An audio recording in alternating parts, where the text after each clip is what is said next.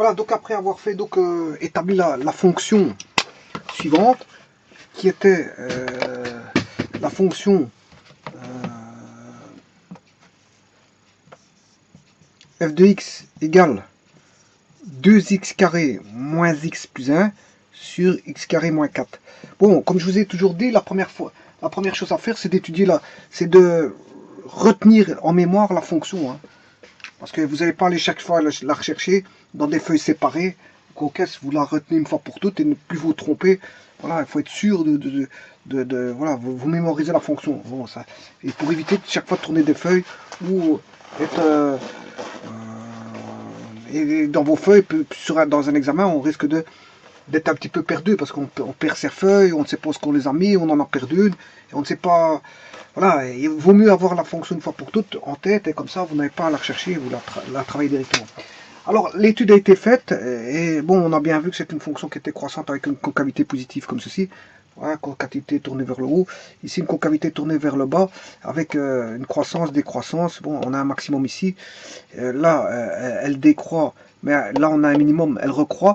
Mais on avait une asymptote, comment on appelle ça, horizontale, en plus et moins à l'infini. Voilà, et donc on avait ici un maximum ici et un minimum. Bon, le point d'inflexion se trouvait en 26,6 et le minimum se trouvait en 17,77 et le maximum en 0,2. Bon, alors maintenant, après avoir fait l'étude complète, quand je dis l'étude complète, c'est l'étude complète, je vais vous la montrer qu'est-ce que c'est. C'est rechercher le domaine, ça a déjà été fait dans une des vidéos. Le domaine de cette fonction, c'est r sauf moins 2,2. C'est de rechercher les racines, effectivement, il n'y en a pas. C'est de chercher l'intersection avec l'axe des x. C'est de chercher le signe de la fonction. C'est de chercher l'intersection avec l'axe des y. Voilà, la parité, etc., etc. Donc la parité, les asymptotes, les limites, les asymptotes, éventuelle asymptote horizontale, verticale ou oblique. La dérivée première pour voir le tableau de croissance, le signe va nous donner la croissance ou la décroissance de la fonction. Et ensuite on termine par la concavité et un tableau de valeur. Bon, on fait un tableau de valeur pour avoir une fonction bien précise et puis on dessine la fonction. Bon, on peut esquiver la fonction comme on peut la dessiner. Bon, l'esquiver, c'est la tracer en fonction de la connaissance des asymptotes. Quoique là, ça ne suffit pas. Dans cette fonction-là, dessiner les asymptotes ne suffit pas parce que, je vous le rappelle, l'asymptote, bon, en branche infinie, peut aller, voilà, est-ce qu'elle va au-dessus de l'asymptote horizontale ou en dessous, en branche infinie? Ben, on ne le sait pas. Tout comme à droite, on ne sait pas si on va au-dessus ou en dessous de la branche infinie. On ne le sait pas. Personne ne le sait. Pour ça, il faut étudier. Voilà, c'est bien de dire esquiver, mais quand on esquive quelque chose, ben, il faut faut avoir quelque chose. Je veux dire, esquiver, c'est un terme, bon, je veux dire, qui signifie, bon, c'est imprécis. C'est pas forcément précis. Contrairement à un tableau de valeur qui va donner la fonction point par point et qui va la tracer point par point, donc plus précis que de l'esquiver. Or, l'esquiver ne suffit pas de faire l'étude partielle. Voilà, comme ici, je vous dis l'asymptote horizontale. Je reprends cette base-là, l'asymptote horizontale. Est-ce qu'on vient par le dessus ou par le bas? Et qu'est-ce qu'elle fait, la fonction si elle devait arriver par le bas, qu'est-ce qu'elle fait entre-temps, de là à là? Donc esquiver, c'est vraiment imprécis dans tous les sens du terme. Donc rien de tel de faire une étude complète. C'est l'étude complète qui permettra de dire ce qu'il en est. Et effectivement, l'étude complète a été faite et on remarque que il faut aller très loin, donc il faut prévoir sur une feuille de papier au-delà, une valeur au-delà de 30, au-delà de 27, je dirais 28, 29, voilà, au-delà de 26. Parce que le point d'inflexion, pour le voir, ben, il faut aller en 26,6.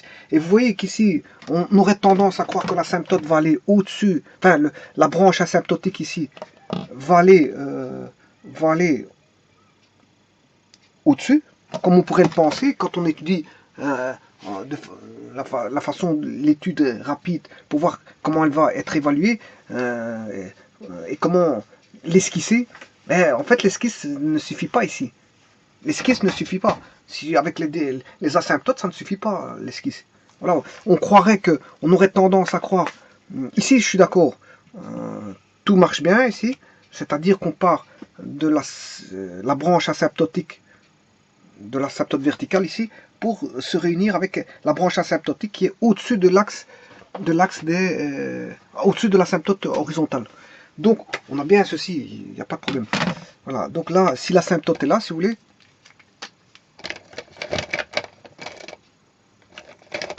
si l'asymptote elle est là, ben là, on arrive par le dessus. Par contre, ici, j'ai fait l'étude de la fonction, l'asymptote elle est là, mais vous voyez qu'on croirait, si on fait que l'esquisse de la tendance asymptotique, on croirait réunir ceci.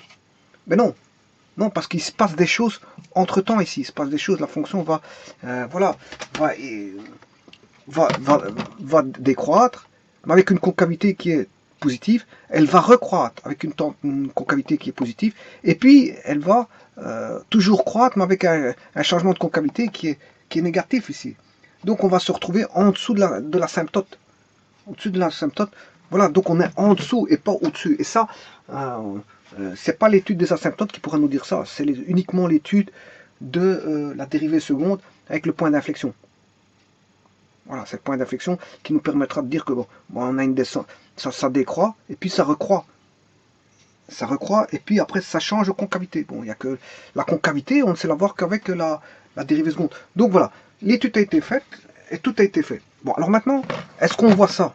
Est-ce qu'on vous le voyez? Sur une machine à calculer, forcément pas. Vous ne voyez pas cette tendance-là. Même avec un zoom, si vous allez sur GeoGebra, faites un grand zoom, vous ne verrez pas ça. Parce que c'est léger, c'est léger. Par contre, le calcul détermine que bon, qu'on a bien des changements de concavité. Maintenant, la vidéo elle a été faite, bon, elle a été faite précédemment. Toute l'étude a été faite, l'esquisse a été faite. Bon, on peut faire un dessin propre hein, en faisant un tableau de valeur, bon, avec plus précis. Bon, mais toute l'étude a été faite, le domaine, les racines, l'intersection avec l'axe des Y, la parité, l'étude de signes, les limites, les deux asymptotes. Il y avait deux asymptotes verticales, une asymptote horizontale, une en x égale 2, une x, la verticale, une en x égale plus 2, une en x égale moins 2, et l'asymptote horizontale, on avait y égale 2, et on n'avait pas d'AO. Voilà, la croissance, décroissance, ben, ça donnait ce que ça donnait, et la concavité, pareil. Avec, on avait un point d'inflexion. Voilà, mais maintenant, je vais vous montrer comment on fait tout ça de manière informatisée, notamment à l'aide du logiciel GeoGebra. Donc, GeoGebra ne va pas étudier tout ça. Bon, la première des choses qu'il faut faire, je vais effacer ce tableau-ci, et je vais vous montrer comment on fait tout ça avec GeoGebra. Bon, il y a des choses que GeoGebra ne pourra pas déterminer. Hein.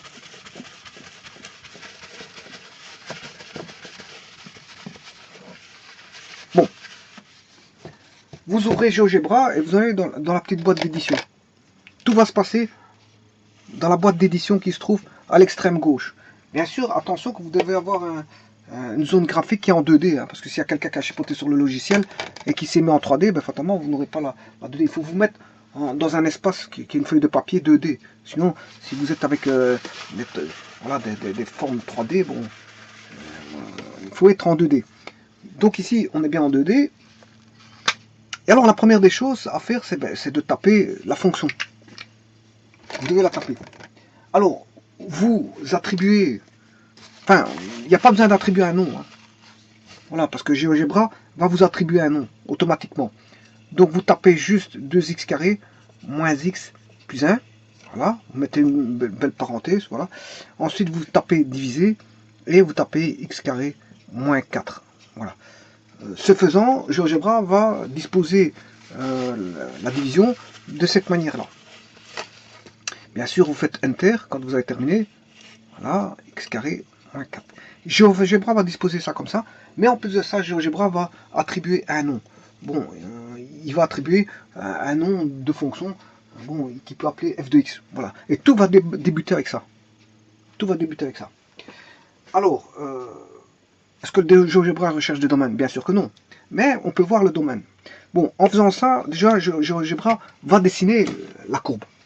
GeoGebra a déjà dessiné sa courbe, parce que lui, il peut calculer point par point, avec certains pas, des dixièmes, des centièmes, des millièmes, peu importe, et il va dessiner l'allure de la courbe, bon, sans mettre les asymptotes bien sûr. Voilà. Alors, pour les asymptotes, vous tapez, bon, tout d'abord, le domaine. Il ne sait pas calculer le domaine. Il ne sait pas calculer le domaine, GeoGebra. Par contre, on voit apparaître la fonction comme elle fait ceci.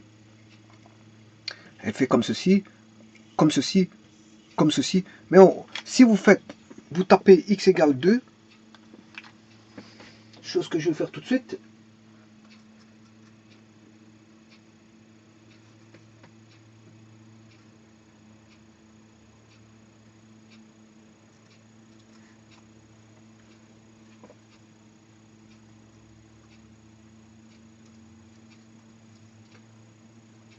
Voilà.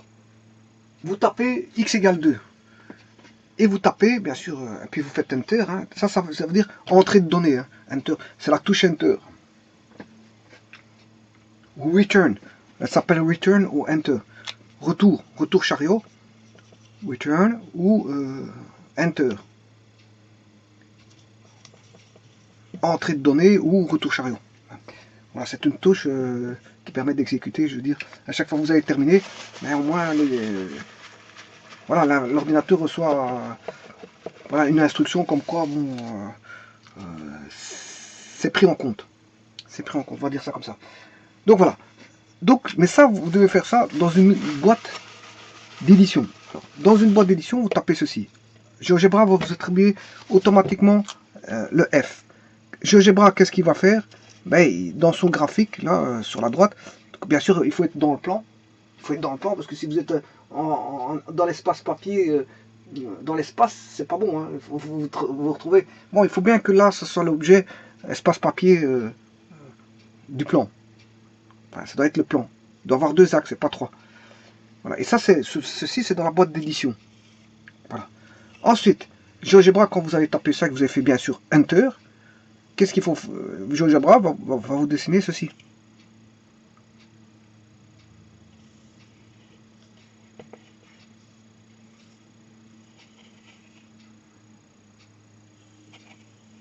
Voilà. GeoGebra dessine ceci. Alors, la première chose à faire, vous allez dans la boîte d'édition qui est juste en bas, et vous tapez x égale 2. Si vous tapez x égale 2, il va dessiner la droite x égale 2. En fait, ça correspond à l'asymptote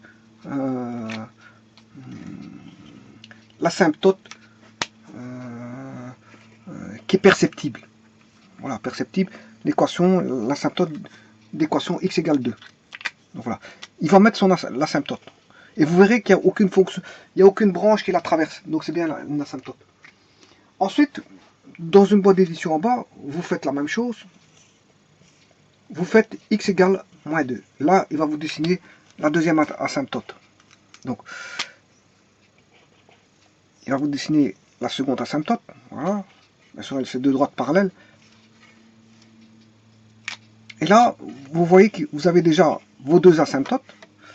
Et là, on a une tendance à croire qu'on a une asymptote aussi, parce qu'on voit que ça n'évolue plus. Donc ça veut dire qu'on a une asymptote, et on va tracer cette asymptote. Vous reprenez une troisième boîte d'édition, et vous allez taper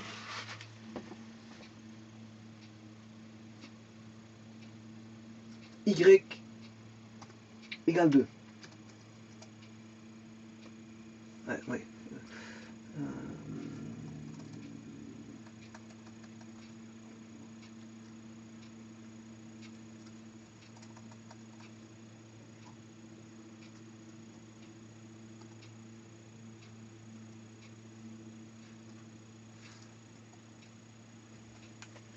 Voilà.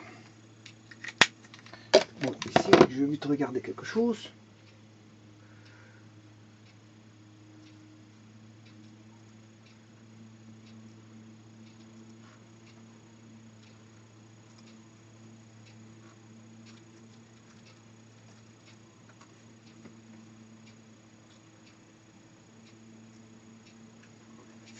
Voilà. Donc pour zoomer, vous avez le graphique pour le voir de plus près. Il y a un bouton plus et un bouton moins qui se trouve sur l'extrême droite. Voilà. Et bien sûr, vous appuyez sur le plus. Le plus, vous zoomez, et le moins, vous dézoomez. Voilà. Donc si vous ne voyez pas bien, ben, vous pouvez zoomer ou dézoomer. Bien sûr, sur la boîte d'édition, pour avoir l'équation de la droite horizontale, vous tapez Y égale 2.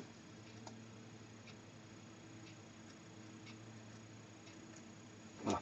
Il suffit juste de taper dans une nouvelle boîte d'édition, comme ceci, juste en dessous, hein, parce que bon, moi je les efface parce que je n'ai plus de place sur le tableau. Là, à ce moment-là, vous tapez Y égale 2. Voilà. Alors, si vous voulez voir apparaître donc Y égale 2, quand vous avez tapé ceci, Y égale 2, bien sûr, Enter, il va vous mettre l'asymptote horizontale. Voilà. Là, vous avez vos trois asymptotes qui sont là, présentes. Voilà. On a bien les trois asymptotes. Alors maintenant, il y a un point ici avec une certaine couleur. La couleur, c'est la couleur de la courbe. Voilà, c'est la couleur. Et quand il est blanc, ben, ça veut dire que il n'est pas sélectionné. Ça veut dire qu'on ne voit pas la courbe pour laquelle la couleur est associée. Ben, si c'est blanc ici, ben, on voit pas. Cette courbe-là, on ne la verra pas. Tout ce qui est en noir, on ne le verra pas. Voilà, parce que cette courbe-là est associée. Maintenant, si par exemple, si sa couleur est bleue, si vous avez bleu ici, ben c'est que la courbe est en bleu. Voilà, la courbe est en bleu. Et si vous retirez ce bleu-là, vous cliquez ici sur la courbe bleue, il va devenir blanc et la courbe disparaît. Donc on peut faire apparaître, disparaître les courbes. Voilà. Soit elle apparaît, soit elle apparaît. Pourquoi on fait ça? Parce qu'on peut avoir de nombreuses courbes et on peut s'y perdre facilement avec ces nombreuses courbes. N'oubliez pas que c'est un outil mathématique, hein, c'est un outil mathématique, on peut faire tous des ensembles de calculs qui n'ont rien à voir avec voilà, les courbes, ramener des autres courbes pour voir certaines choses. Donc il y a des courbes qui ne vont pas nous intéresser, bien qu'on a effectué un calcul dessus. Donc c'est pour ça que GeoGebra permet d'éliminer certaines courbes qui sont, on va dire, qui ne sont pas utiles pour le directement, mais utiles indirectement. Et ce qui est utile directement, bon, on peut les effacer, les ramener, voilà, on peut voilà, on peut les effacer, pas tout, pour tout le temps, mais voilà, il suffit de cliquer, décliquer pour effacer, ramener, bon, ça revient automatiquement. Voilà, donc ici on a les asymptotes, c'est fait. Alors maintenant, je vais rechercher quelques points caractéristiques. Tout d'abord, on va rechercher la racine. La racine. Alors, pour rechercher la racine, on va taper ceci.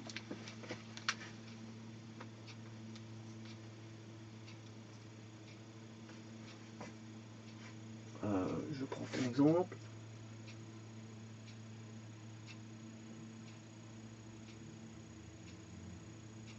Il suffit de taper racine. Vous tapez racine. Voilà. Vous tapez racine, comme ceci. Hein. Il suffit juste de taper ceci, racine, et bien sûr taper F. Voilà, racine de F. Et lui, il va vous mettre les racines automatiquement. Bien sûr, vous faites Enter, il met les racines. Mais bien sûr, ici, il va marquer non défini. Pourquoi non défini? Parce qu'il n'y a pas de racine ici. Hein. Dans cette courbe-là, il n'y a pas de racine. Mais si vous prenez, je prends une autre courbe, je vais prendre, je ne sais pas moi, x carré.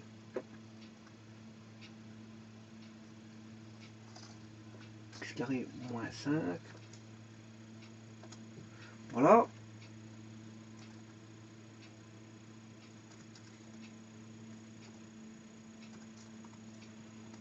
Voilà, j'ai pris racine, voilà, j'ai pris G,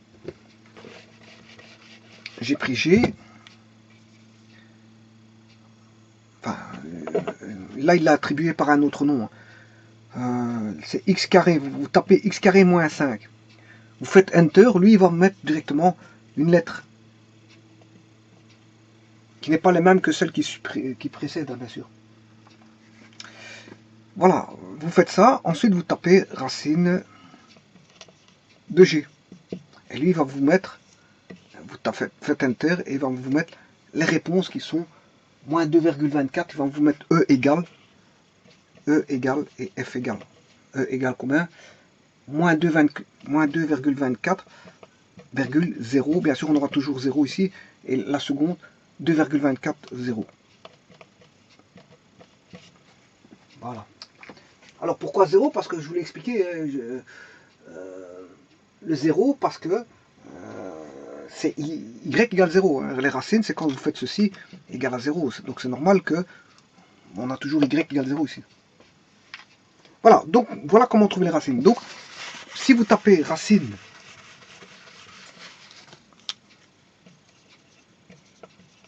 de f, ben, il va vous donner les racines de ceci. Mais là, comme elles ne sont pas définies, il va marquer, comme il n'a pas de racine, c'est non défini. Pourquoi? Parce qu'il n'y a pas de racine ici. Voilà. Alors maintenant, c'est fait. On a les asymptotes. Les racines, il n'y en a pas. Donc je suis le cheminement.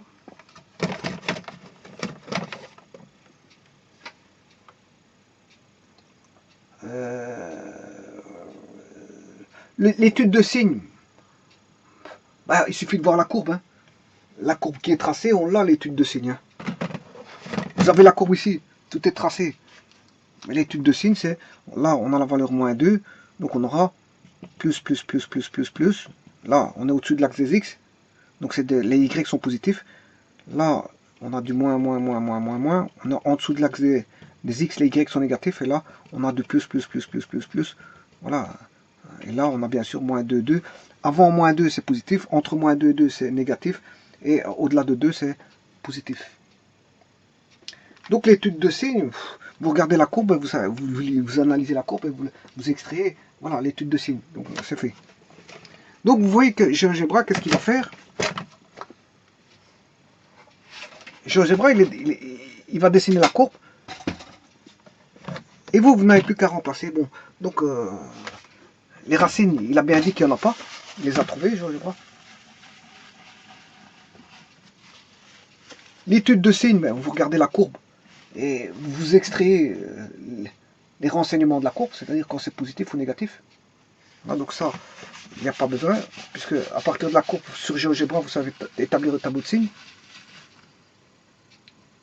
La parité, mais vous le voyez tout de suite. Si c'est pair ou impair, si vous avez une symétrie par rapport à la... Vous regardez la courbe dessinée sur GeoGebra, vous savez voir si c'est les pairs ou impairs. Donc si elle est paire, on a une symétrie par rapport à l'axe Y, si elle est impaire, vous avez une symétrie par rapport à l'origine. Donc ce point 4, voilà. Esquiver la fonction, ben, GeoGebra, elle décide, c'est pas qu'elle esquive, elle le dessine point par point. Donc GeoGebra fait tout ça. Alors bien sûr, GeoGebra ne calcule pas le domaine, mais on peut l'apercevoir, pas toujours. Hein. Pas toujours parce que, voilà, avec les coups, voilà. Le domaine, on peut l'apercevoir. Mais ici, on voit bien que c'est R sauf moins 2, 2, parce que on a tracé nos deux asymptotes, on voit tout de suite que la fonction n'est pas définie en moins 2, 2. Mais sinon, on voit bien qu'elle est continue partout, sauf en moins 2, 2. Donc, il suffit de voir la fonction, mais c'est pas toujours évident, parce que GeoGebra ne met pas forcément des points comme ceci. Voilà, de discontinuité, elle n'aime pas. Donc, parfois, on a des difficultés à voir voilà, où elle est discontinue. Alors là, je dirais très attention pour le domaine. Le domaine, c'est une des choses que, bon, GeoGebra, il faut en tirer parti de GeoGebra, parce que, bon, GeoGebra ne va pas vous dire le domaine c'est ça, le domaine c'est ça, non. Il faut regarder, mais comme il ne met pas des points ronds bien sortants, ben, on croirait que parfois c'est continu. C'est ça que je veux dire. Donc le domaine, à la rigueur, faites-le vous-même. C'est pas on sait le voir sur GeoGebra, mais il faut un petit peu d'intuition aussi de savoir que vaut le domaine. Bon, bien, on a presque tout.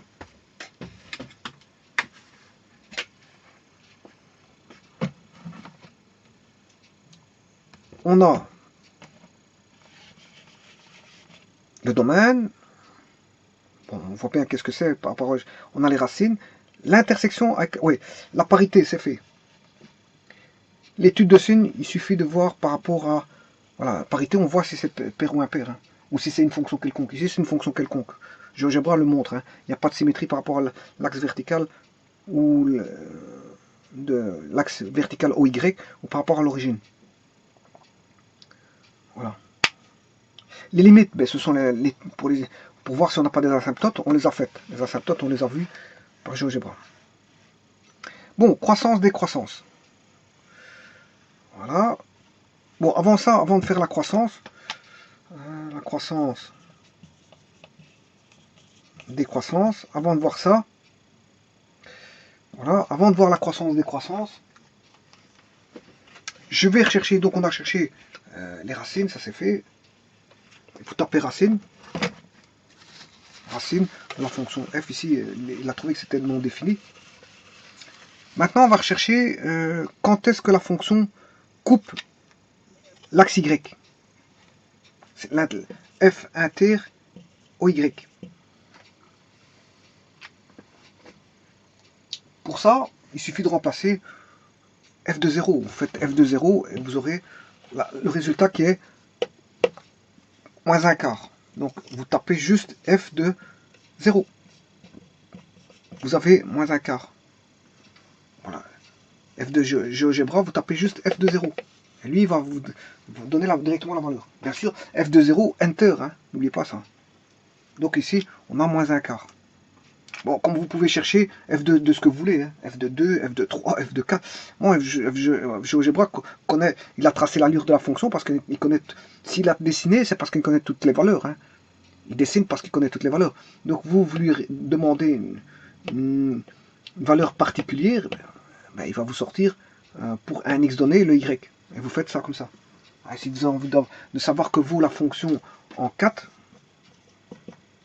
voilà, je vais taper en 4 combien est-ce qu'elle vaut. Il suffit de faire f de 4.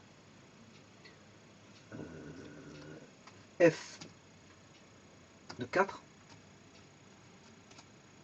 Voilà, 29 douzièmes. F de 4 vaut 29 douzièmes. GeoGebra me l'indique. Donc voyons voir, 4 au carré 16, 16 fois 2, 32, 32 moins 4, 28 plus 1, 29, on a bien 29, 4 au carré 16 moins 4, 12. Voilà, donc GeoGebra peut vous donner des valeurs quelconques de la fonction, en tout point. En tout point x, GeoGebra peut vous... bien sûr, quand il est dans le domaine, parce que s'il est hors domaine, faites f de 2, que va dire GeoGebra? Regardez, qu'est-ce qu'il va vous dire? En 2, il n'est pas défini, je vais taper f de 2.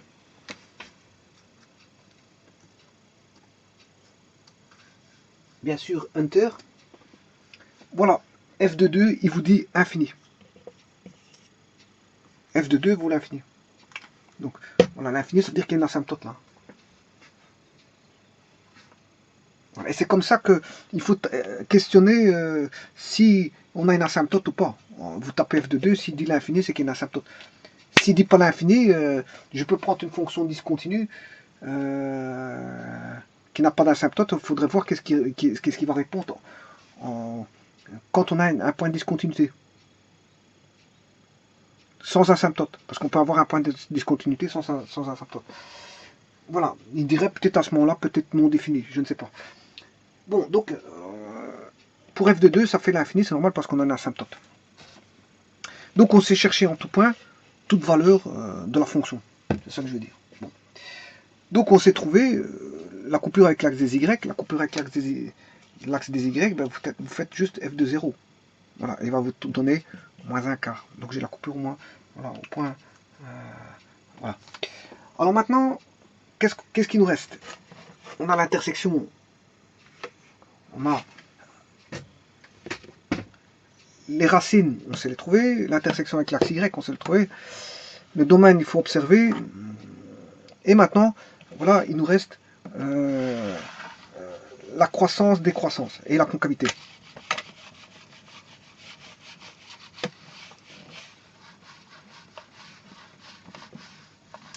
Bon, mais la croissance, il suffit d'aller voir sur GeoGebra, hein, quand ça croît, quand ça décroît, vous avez tout ce qu'il faut. Et si vous voulez faire un tableau de variation, vous pouvez le faire. Alors comment il faudrait faire ça? Vous tapez tout simplement f'. Si vous tapez f', je vais le faire tout de suite. F prime.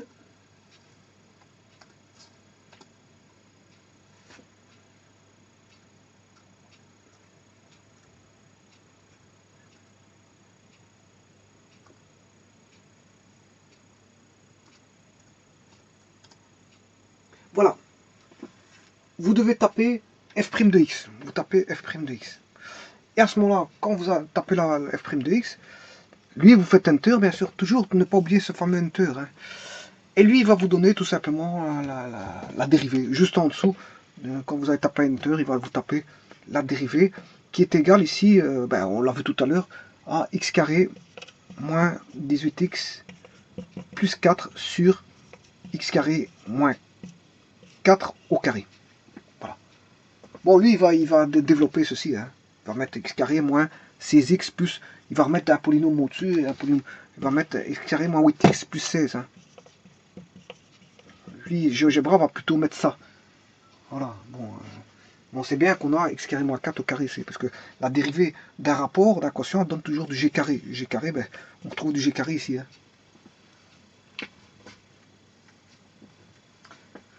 Bon, alors, voilà, à partir de ça, on voit que la fonction croît, elle croît, elle décroît et elle décroît.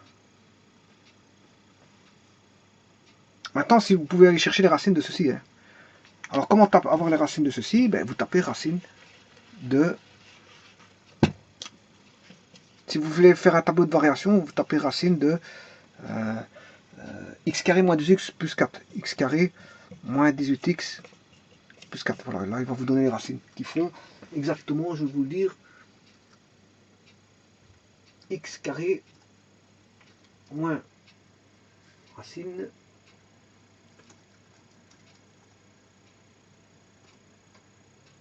de x carré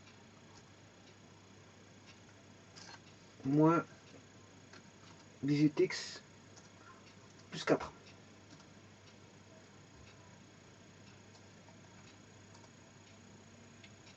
Je vais recommencer. Racine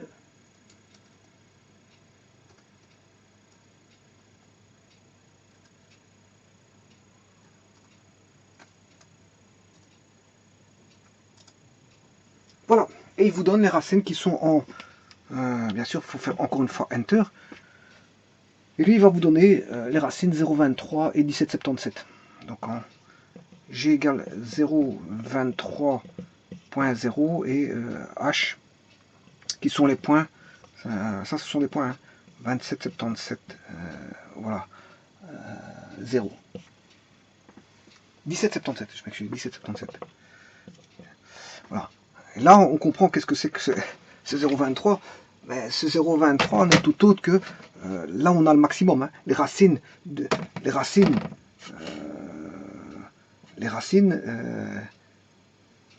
qui dépendront, comme ici on a un numérateur sur un dénominateur, les racines dépendront du numérateur. Donc les racines, c'est là où vont se retirer les max et les min. Donc je ne sais pas si on voit parce que...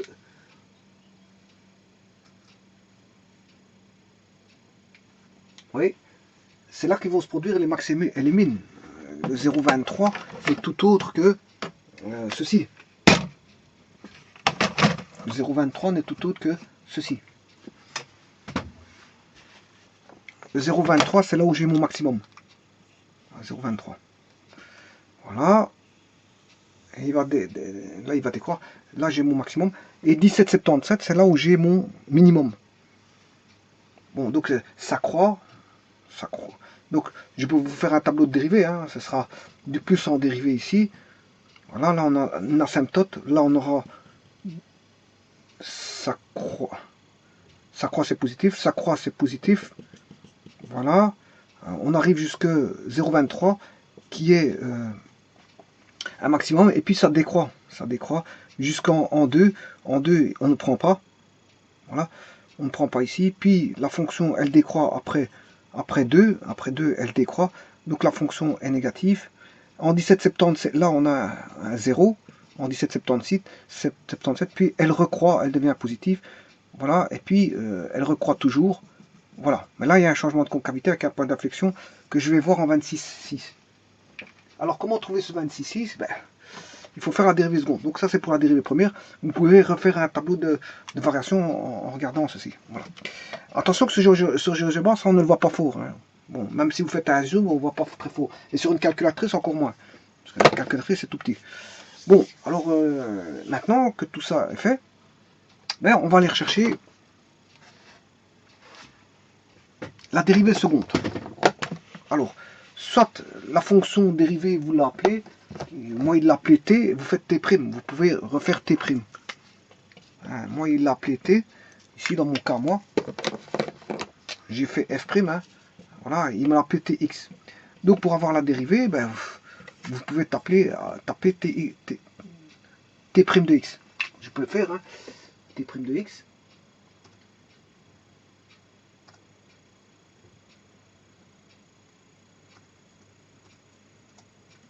Voilà, et il m'a trouvé la dérivée seconde. En un temps de mouvement, le t', il m'a trouvé quoi comme t'? Le t', il m'a mis t' de x, il m'a mis la fonction suivante. Bien sûr, toujours faire enter. Moins 2x cube plus 54x carré moins 24x plus 72. Voilà, divisé par, bien sûr, x6. Ça, c'est, vous comprendrez ce que c'est une simple. Voilà, il y a une simplification avec le numérateur et le dénominateur. Là, on a du x carré moins 4 pour la fonction f, du x carré moins 4 au carré pour la fonction f', au dénominateur, bien sûr, et du x carré moins 4 exposant carré, ça qui fait x carré moins 4 exposant 4 pour la dérivée seconde ici. Mais il y a une simplification avec le numérateur, on a x carré moins 4 et x carré moins 4 exposant 4, on a du x carré moins 4 exposant 3, ce qui fait du exposant 6. On aura du polynôme de exposant 6. Donc moins 12 x4 plus 48x carré, voilà, moins 64.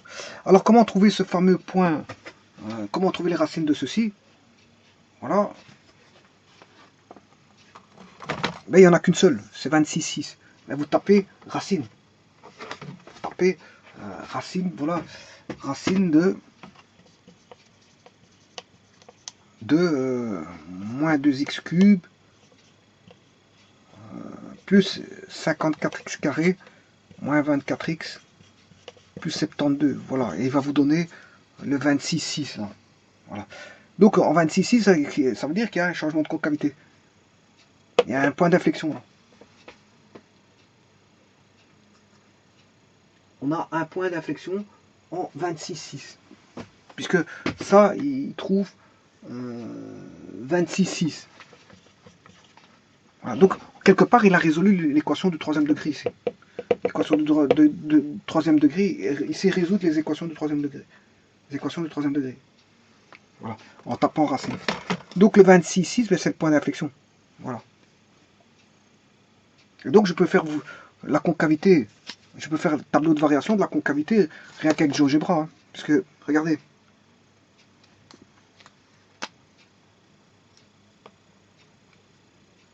Là, la concavité tournée vers le haut, c'est plus, c'est du plus partout. En moins 2, il n'y a pas de voilà, c'est hors domaine. Là, la concavité tournée vers le bas, la concavité est négative. Elle est corps négative ici. Jusqu'en 2, il n'y a pas de... Il n'y a pas comment on appelle ça, il n'y a pas d'image. Là, on a une concavité tournée vers le bas, elle est négative. Positive, je m'excuse, tournée vers le haut, positive. J'appelle tourner vers le haut ceci. Hein. Voilà, et tourner vers le bas, comme ceci. Hein. Ou, voilà, c'est mon symbolisme. C'est moi, parce que certains diront, là, ça veut dire que bon, mon symbolisme à moi, c'est plus comme ça. C'est une convention, c'est conventionnel. Ceci, j'estime que comme ceci, c'est plus, et comme ça, c'est moins. Bon, mais d'autres diront, bon, comme ça, c'est plus, et comme ça, c'est moins. Bon, chacun voit ça. C'est une convention, ça. Une convention, mais en tout cas, ça, c'est toujours plus, et ça, c'est toujours moins. Voilà, mais quand la vue, c'est comment on la voit. Bon, si vous êtes à l'intérieur, vous êtes en bas, vous regardez vers le haut, mais si vous êtes en haut, vous regardez vers le bas. Ça dépend la vue, donc c'est pour ça que c'est dépendant, c'est relatif ça. Mais en tout cas, une concavité tournée comme ça, c'est positif et dans l'autre sens, c'est négatif, point. Peu importe si on vous regarde de l'intérieur ou si on regarde de l'extérieur. Voilà. Donc ma convention, c'est ça. Ma convention, c'est pas au niveau des signes parce qu'elle est la même pour la concavité, mais moi, je dis, normalement, tourner vers le là, normalement, elle est tournée vers le bas. Normalement, ça s'appelle tourner vers le bas. Mais là, ça veut dire que la courbe va... la courbe a une, voit... la courbe regarde vers le haut. Là, la courbe regarde vers le bas. La courbe regarde vers le haut, la courbe regarde vers le bas. Mais la concavité est tournée vers le bas et celui-ci vers le haut. Voilà. Ben, ça, c'est une vue d'esprit du moment que ça c'est plus, ça c'est plus et ça c'est moins. Ça c'est moins, c'est pas un problème. Voilà. Et ici, qu'est-ce qui se passe? Si je vais faire mon tableau de signe de la dérivée seconde, sera plus. Là, on a un changement de concavité. Non, on est toujours plus parce que le monde, on est toujours plus. Et le point d'inflexion, il arrive ici.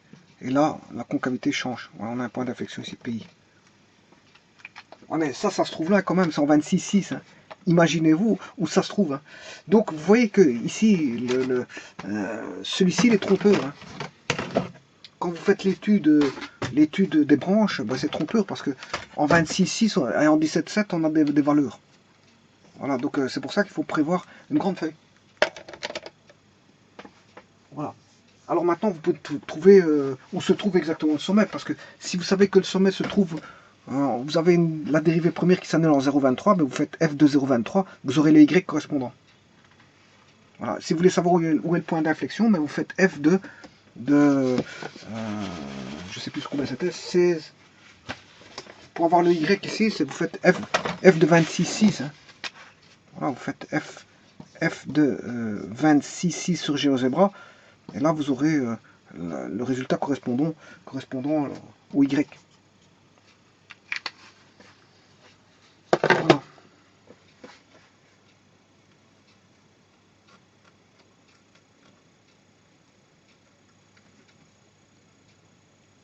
Bon, alors, dernière chose.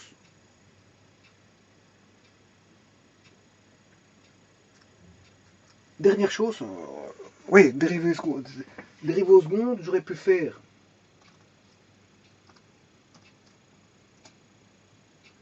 Voilà, dérivée seconde, vous pouvez taper ça aussi. Hein.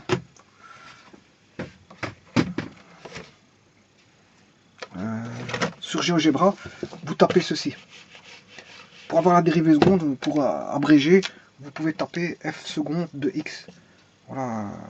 Vous tapez f seconde de x, bien sûr, enter, et il va vous donner directement la réponse qui est moins 2x cube. Là, il va vous donner moins 2x cube, plus 3 petits points sur x6 plus 3 petits points. Voilà, il va vous calculer la dérivée seconde. Donc, dérivée première, dérivée seconde, vous pouvez faire f', voilà, f', ou taper f seconde, vous tapez f''. Une prime qu'on recherche, c'est une touche de clavier, bien sûr, hein, une touche de clavier qui est prime.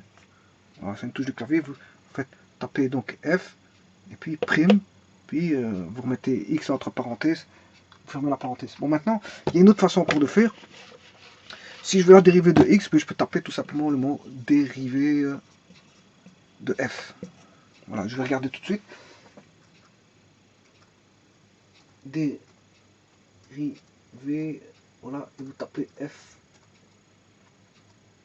Voilà, vous tapez dérivée de F, et il va vous calculer la dérivée. Voilà, dérivée de F. Donc vous voyez, il y a plusieurs façons de faire hein, pour calculer la dérivée. Voilà. Donc ici vous avez tous les outils nécessaires sur GeoGebra pour pouvoir faire des études de fonctions à l'infini. Hein. Des études de fonctions à l'infini parce que vous avez tous les outils nécessaires, bon ils sont là, et c'est à vous de les utiliser. Voilà. Et c'est comme ça qu'on voit qu'en 17,7 et en 26,6, ben, on retrouve ici un minimum en 17,7 et un point d'inflexion en 26,6. C'est grâce à GeoGebra. Parce qu'on a tendance à limiter sa feuille de papier, mais on n'a pas vocation à aller voir plus loin.